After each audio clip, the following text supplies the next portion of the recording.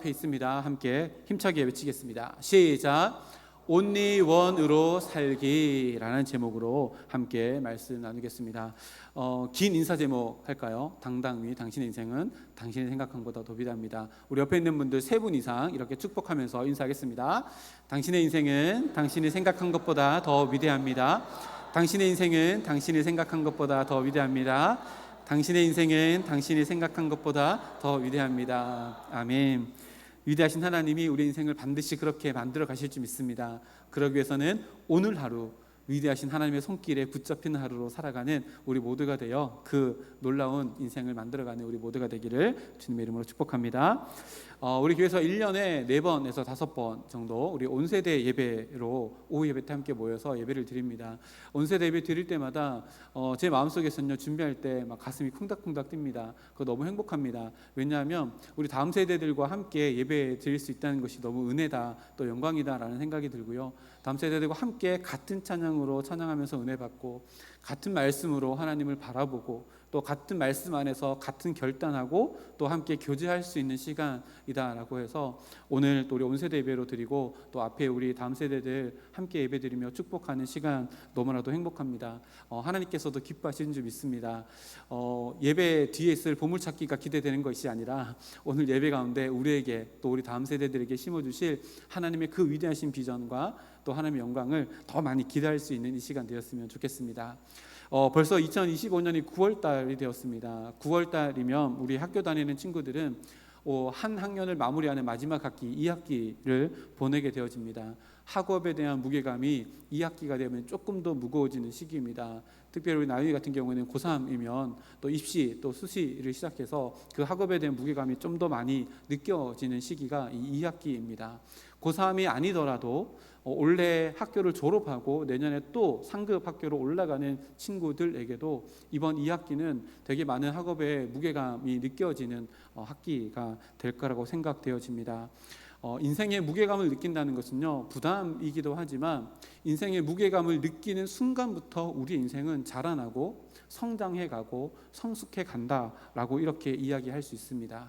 인간의 인생의 무게감을 느끼지 못한다면, 하루를 가볍게 산다면 어떻게 될까요?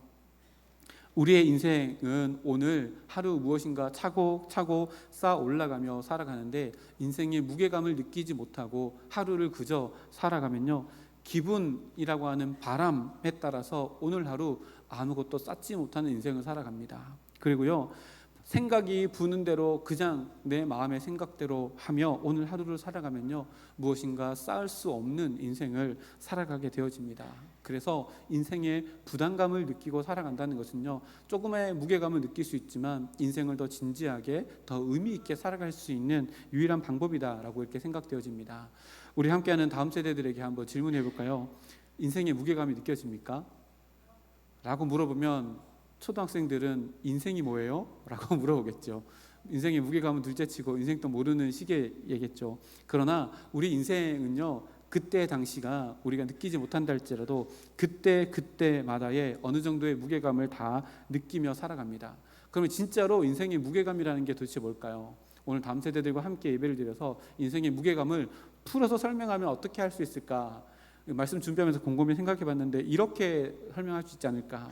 인생의 무게감이라고 하는 것은요, 질문으로 바꿀 수 있습니다. 이런 겁니다. 나는 이런 사람인데, 그러니까 이런 삶을 살아가야 해.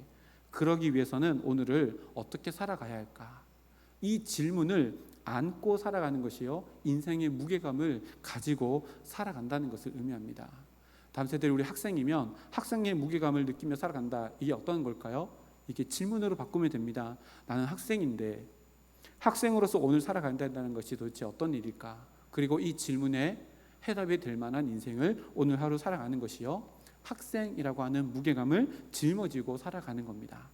학생의 신분이 다 끝나고 나고 고등학교를 졸업하고 대학교를 졸업하고 사회인이 되어지면요, 사회인으로서의 무게감도 느끼며 살아가게 됩니다. 우리 청년부 몇 명 청년부 친구들은 다시 사회로 나가서 지금 직장 생활을 하고 있는데요, 사회인으로서의 무게감을 가지고 살아간다라고 하는 것은 사회인으로서, 그리고 하나님을 믿는 사회인으로서 어떠한 질문을 가지고 살아가는가, 라고 바꾸어 보면 나는 기독교 청년으로서 사회인으로서 이런 삶을 살아가고 있구나 라고 우리가 이해할 수 있습니다.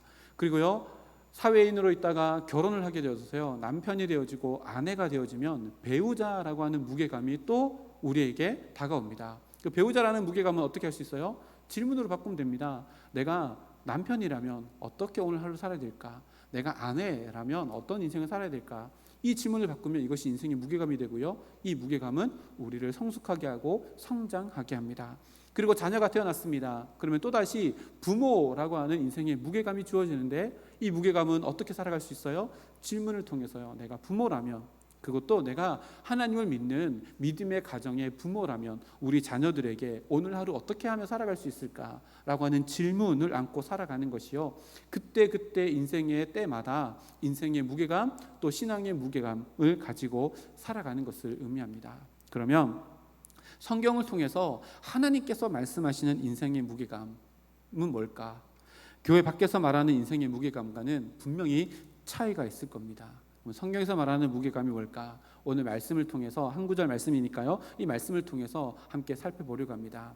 예레미야 선지자를 통해서 주신 말씀인데요, 예레미야 선지자가 활동하던 시대의 이스라엘 백성들, 이때는 남유다와 북이스라엘로 나누어져 있던 시기인데요, 예레미야는 남유다의 말씀을 전한 하나님의 선지자입니다. 남유다가요, 이때 당시에 이스라엘 백성들이 바벨론에 망하기 직전입니다.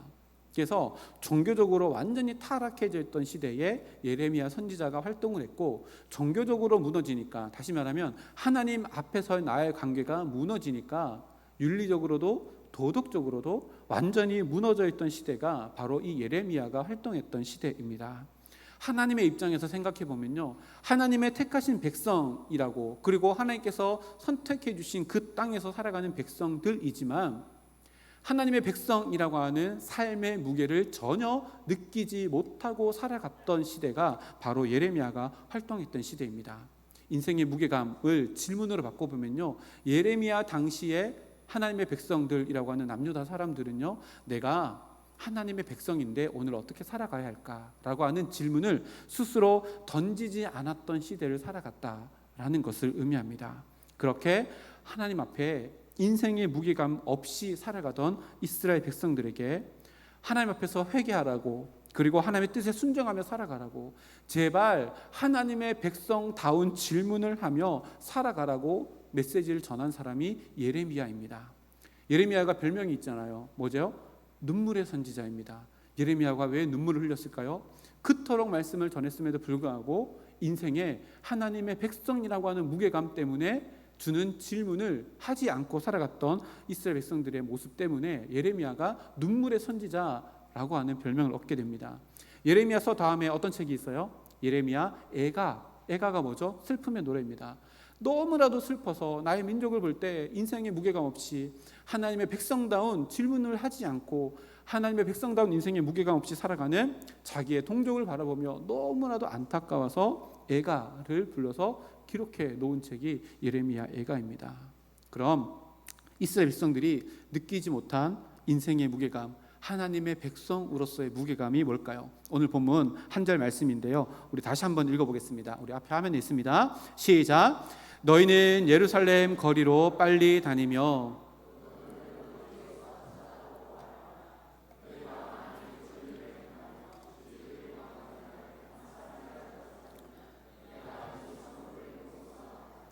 아멘. 하나님께서 유다 백성들에게 말씀하십니다. 지금 당장 예루살렘 거리로 빨리 나가보거라. 그 넓은 거리에 가서 한번 찾아보아라. 누구를요? 한 사람을요. 어떤 사람? 정의를 행하며 진리를 구하는 한 사람을 찾아보아라 라고 말합니다. 보세요. 예루살렘 거리, 그것도 넓은 거리, 여기가 어디일까요? 그때 당시에 예루살렘은요, 예루살렘 성전이 있었기 때문에 종교의 성지입니다. 그리고 예루살렘 넓은 길에는 어떤 사람이 있었을까요? 곳곳에서 예루살렘 성전에 예배 드리러 오는 사람, 예배를 드리고 돌아가는 사람들로 가득했던 곳이 예루살렘 넓은 길입니다. 그곳에 가면 반드시 정의를 행하고 진리를 구하는 사람을 만날 수 있어야만 하는 거리가 예루살렘 넓은 길입니다. 다시 말하면 예루살렘 넓은 길에는요, 내가 하나님의 백성이라고 하는 인생의 무게감을 가지고 어떻게 하면 하나님의 기쁨이 될 수 있을까? 라고 하는 질문을 안고 살아가는 사람들로 가득해야 하는 거리가 바로 그것입니다. 왜요? 예배를 드리러 가는 사람들이 있는 곳이고, 예배를 드리고 나서 집으로 돌아가는 사람들이 있는 장소가 예루살렘 넓은 거리였기 때문입니다.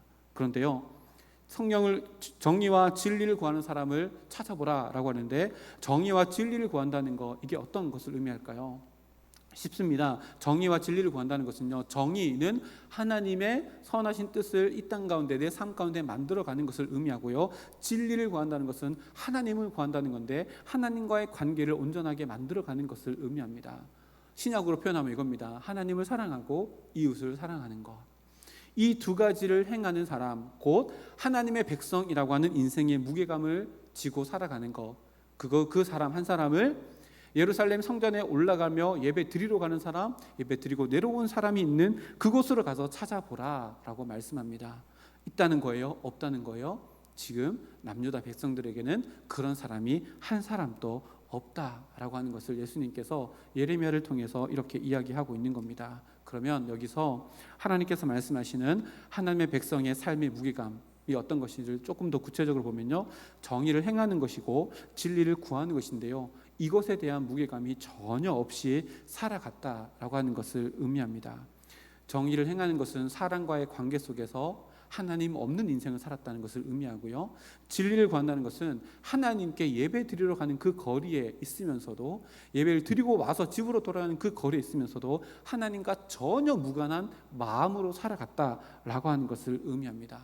그리고 하나님은 그런 한 사람을 찾으신다라고 말씀하시고, 그 한 사람을 찾으면 내가 이 남유다를 멸망하지 않겠다라고 약속해 주시는 건데요, 요거를 조금 다르게 생각하면 하나님의 백성이라고 하는 인생의 무게감을 가지고 오늘 하루 어떻게 하면 사람들과의 관계 속에서 하나님의 성품을 나타낼 수 있을까 질문하는 한 사람, 오늘 하루를 살아가면서 하나님과의 관계를 어떻게 하면 더 가까이 친밀하게 할 수 있을까라고 질문하며 하나님의 백성다운 인생의 무게감을 책임지고 살아가면 그 한 사람 때문에 나라가 멸망하지 않을 수 있다라고 하는 말씀이 바로 오늘 이 말씀입니다.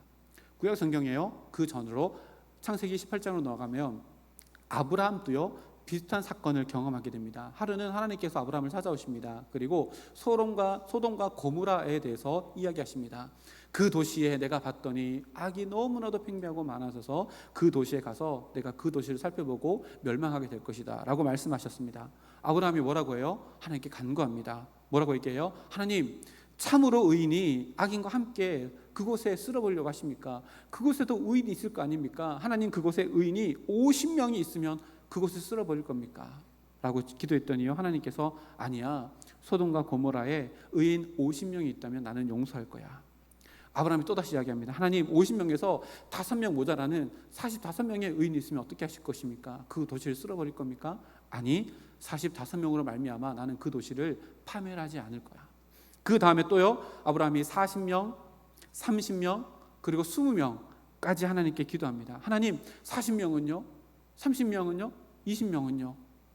예수님께 하나님께서 말씀하십니다. 40명이라도 30명이라도 20명이라도 내가 그 성을 그 사람들을 통해서 절대로 멸하지 않을 것이다. 그리고 아브라함이 마지막으로 한 번 더 간절히 기도합니다. 하나님, 이제 마지막입니다. 노하지 마십시오. 제가 한 번만 더 간구할 텐데요, 거기서 10명을 찾으면 어찌하시렵니까? 창세기 18장 32절 말씀이 있습니다. 혹시 10명을 찾으면 하나님 어떻게 할 겁니까? 이 10명에 대한 해석이 많은데요, 한 가정이다 라고 이렇게 해석한 것이 대부분입니다. 한 가정이라도 찾으면 하나님 그 소돔과 고모라를 멸하실 겁니까? 라고 했을 때 하나님께서 뭐라고 말씀하셔요? 아니, 10명의 의인이 있으면 나는 그 성을 파멸하지 않을 거야. 무엇을 말할까요?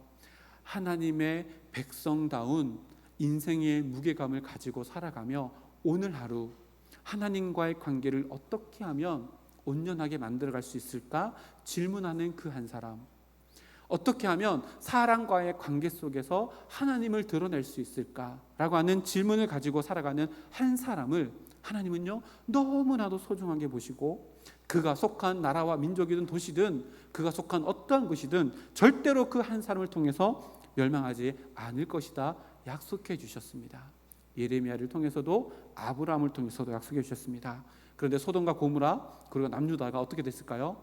완전히 파멸하였습니다. 인생의 무게감을 다 저버렸기 때문입니다. 소돔과 고모라는요 하나님의 백성이라고 하는 인생의 무게감을 가지고 살아간 사람 한 사람이 없었기 때문에 파멸하고 말았습니다. 반대로 그 땅에 한 사람이라도 있었으면 오늘 우리가 살아가는 이 시대의 대한민국, 이 대구 땅, 성서 땅, 그리고 우리 다음 세대들이 살아가는 여러분의 직장, 여러분의 학교에서 여러분 한 사람 때문에요 하나님께서 여러분들의 학교, 그 직장을 파멸하지 않으시고 여러분 때문에 여러분들의 삶의 모든 영역 가운데 하나님께서 이끌어 가시는 은혜가 채워지게 된다라고 하는 말씀이 바로 이 말씀입니다. 그래서요 그 한 사람인 only one인 우리 한 사람을요 하나님께서 너무너무 소중하게 바라보시고 우리가 속한 삶의 자리, 여러분들의 가정, 여러분들의 학교, 여러분들의 직장, 그 모든 것들을 다 소중하게 여기신다라고 하는 말씀이 바로 이 말씀입니다. 이사야 선지자는요 하나님께서 우리를 부르실 때 이렇게 불렀다라고 증언합니다. 이사야서 43장 1절 말씀입니다. 우리 앞에 화면 보고 다 같이 한번 읽겠습니다. 시작. 야곱아 너를 창조하신 여호와께서 지금 말씀하시느니라. 이스라엘아 너를 지으신 이가 말씀하시느니라. 너는 두려워하지 말라. 내가 너를 구속하였고 내가 너를 지명하여 불렀나니 너는 내 것이라. 아멘. 여기 보니까요 우리를 부르실 때 어떻게 불렀냐면 지명하여 부르셨대요. 뭐예요? 이름을 만드시고 하나님께서 만드신 그 이름으로 우리를 부르셨대요. 그래서 우리는요 너무나도 특별한 한 사람 한 사람 only one, 유일한 한 사람으로 하나님께서 우리를 부르셨다는 말입니다. 우리는요 공동체로 하나님께 예배드리지만 아니에요. 우리의 예배를 받으시는 것은요 한 사람 한 사람 각자 예배를 받으십니다. 김승일의 예배를 받으시고요 우리 다음 세대 한 사람 한 사람의 이름으로 하나님께서 지명하여 부르신 그 이름으로 우리 예배를 받으실 만큼 우리 한 사람을 너무나도 소중하게 생각하신다는 것을 예레미야를 통해서 아브라함을 통해서 또 오늘 이 말씀인 이사야 말씀을 통해서 우리들이 너무나도 소중하고 특별한 유일한 존재라는 것을 우리들에게 이야기합니다. 그래서 우리 옆에 있는 분들 축복하며 이렇게 한번 외쳐볼까요? 앞에 화면에 있습니다. 먼저 첫 번째 줄 하겠습니다. 나는, 그리고 옆에 있는 분들 당신은 only one입니다 라고 옆에 있는 분들 축복합니다. 당신은 only one입니다. 유일하고 특별한 존재입니다. 두 번째, 하나님께서 나를 지명하셨습니다. 시작. 하나님께서 나를 지명하셨습니다. 당신을 지명하셨습니다. 그래서 마지막에 세 번째, 시작. 그래서 나의 인생은 특별한 무게감이 있습니다. 아멘. 우리는 정말로 그렇게 특별한 부르심을 받았고 특별한 삶의 영역, 하나님께서 절대로 무너뜨리지 아니하시는 그 영역을 우리에게 주셨다라고 이야기합니다. 세상은요, 세상이 주는 무게감은요 다릅니다. only one이 아닙니다. 많이 들어보셨죠? 세상 사람은요, 이 어려운 교수가 그렇게 얘기했거든요. 다 베스트 원이라고 하는 무게감을 짊어지어요. 야, 너 경쟁에서 이겨야 돼.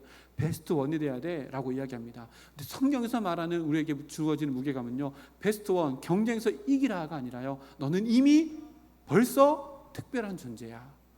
only one이야. 왜? 하나님께서 나를 지명하여 부르셨기 때문에 너는 베스트 원의 차원을 넘어서는 너는 이미 무엇인가 되어야 되는 존재가 아니라 이미 특별한 존재, only one의 존재야 라고 우리들에게 이야기합니다. 그러면 구체적으로 우리가 only one, 특별한 존재로 살아가는 인생의 무게감이 어떠해야 할까? 너무 추상적이잖아요. 이것을요 풀어서 설명한 사도 바울의 이야기를 들어보면 조금 쉽습니다. 디모데후서 2장 20절 21절 말씀인데요 제가 20절 읽겠습니다. 큰 집에는 금 그릇과 은 그릇뿐 아니라 나무 그릇과 질 그릇도 있어 귀하게 쓰는 것도 있고 천하게 쓰는 것도 있나니. 21절 말씀 우리 다 같이 읽겠습니다. 시작. 그러므로 누구든지 이런 것에서 자기를 깨끗하게 하면 귀히 쓰는 그릇이 되어 거룩하고 주인의 쓰임에 합당하며 모든 선한 일에 준비함이 되리라. 아멘. 여기 보니까요 20절에 보니까요 금 그릇, 은 그릇, 나무 그릇, 질 그릇이 있습니다. 다 다르죠. 세상의 인생의 무게감은요 이 그릇들 중에 경쟁에서 1등해 라고 하는 것이 세상의 무게감입니다. 베스트 원이 되라는 거예요. 근데 하나님은 그게 아니라는 거예요.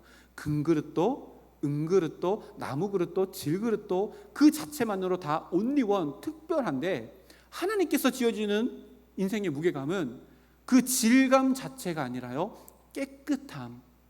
인생의 무게감을 질문으로 바꿀 수 있다 했잖아요.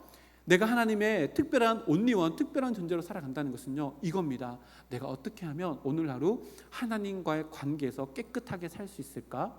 하나님이 나에게 허락해 주신 이웃들과의 관계 속에서 깨끗하게 살 수 있을까라고 하는 질문으로 바꿔져 나가면 우리의 삶은요, 온리원의 인생의 무게감을 가지고 살아가며 하나님께서 나를 통해서 이루어 가실 놀라운 일들, 우리가 인사했던 것처럼 내가 생각한 것보다 더 위대한 인생을 살아갈 수 있는 인생이 될 것이다 라고 하나님께서 분명히 말씀해 주십니다. 자, 그러면 한 가지 질문이 우리에게 생겼습니다. 우리가 only one이라고 하는 하나님의 백성의 인생의 무게감을 지고 살아가는 것은 우리를 깨끗하게 유지하고 살아가는 건데, 그러면 어떻게 깨끗하게 할 수 있을까라고 하는 질문으로 연결되어집니다. 우리를 어떻게 깨끗하게 할 수 있을까요? 우리만 이 생각한 거 아닙니다. 믿음의 선조들이요, 이 생각을 하고 성경에 기록으로 남겨놨습니다. 우리 성경책 다 가지고 오셨죠? 자, 우리 다음 세대들 성경책을 딱 덮었다가 가운데를 딱 펼쳐보세요. 그러면 찬송 합본이 아니면 시편 119편이 나올 텐데요, 앞에 PPT 없습니다. 일부러 PPT 안 만들었습니다. 자기 성경책을 다 펼치십시오. 창세기 119편, 창세기 119편. 창세기 아니면 시편입니다. 죄송합니다. 시편 119편. 창세기는 119편이 없습니다. 시편 119편 다 찾으세요. 자기 성경책 빨리 다 찾으세요. 앞에 우리 중고등부 다 찾으세요. 앞에 그 PPT 없습니다. 일부러 안 만들었습니다. 시편 119편입니다. 성경 가운데를 딱 펼치면 119편이 딱 나오는데요, 몇 절이냐면 9절입니다.